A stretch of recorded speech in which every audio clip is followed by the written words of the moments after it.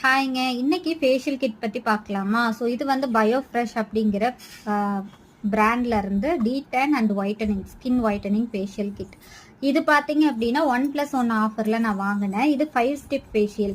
இதே நம்ம பிரைட்ஸ்க்கு யூஸ் பண்றதெல்லாம் பார்த்தீங்கன்னா 7 ஸ்டெப் ஃபேஷியல். அது வந்து 2 ஹவர்ஸ் டைம் எடுக்கும்.